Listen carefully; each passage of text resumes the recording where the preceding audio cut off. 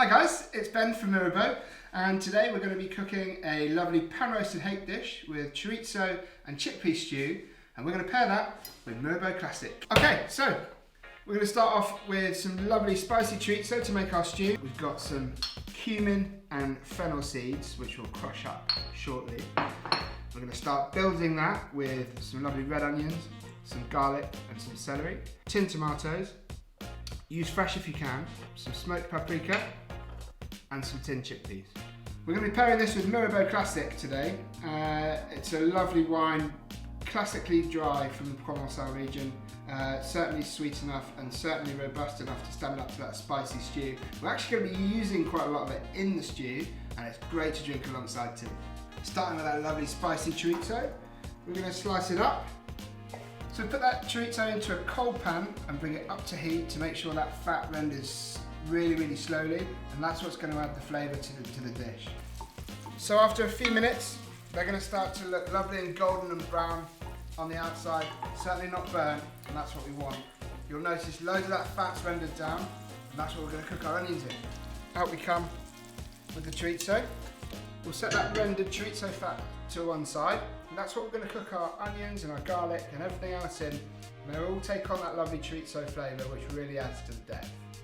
Next, onions. Don't need to be too exact, just a rough slice is absolutely fine. In with our onions. I'm adding in my couple of bay leaves, my big sprig of thyme, along with my crushed spices. As soon as the onion's in, we're going to get our celery done. Rough chop. So just as those onions have started to soften after a couple of minutes, we're going to add the celery and let that start to soften as well. Oh, the smell coming off this is just unreal. Okay, next, garlic. Rough slice, certainly not crushed. In with your garlic. It looks like a lot, but that's what's going to add loads and loads of depth. Oh, I wish you could smell this, because the smells coming out of this pan are just outrageous, and I haven't even added the paprika yet. Can't wait to eat this dish. And then we're going to deglaze our pan. It's a little bit of a chefy term, but just loosen all that stuff that's stuck on the bottom with good old rosé. Next, once that wine's really reduced down to almost gone, we're going to go paprika, tomatoes, chicken stock, and leave for 10 minutes. Then in with our lovely cooked chorizo, bring to the boil, and then simmer for 10 minutes. So we're going to season our fish, ready to cook. Olive oil, nice drizzle. Salt equals flavour, so let's go for it. Okay, so I've got my pan onto a medium-high heat.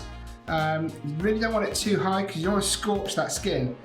You just want a lovely brown golden colour, which is going to come over after a few minutes. Pan's up to the heat, and you can't hold your hand over. A little drizzle of olive oil.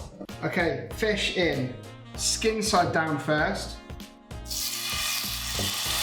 Oh, that sound.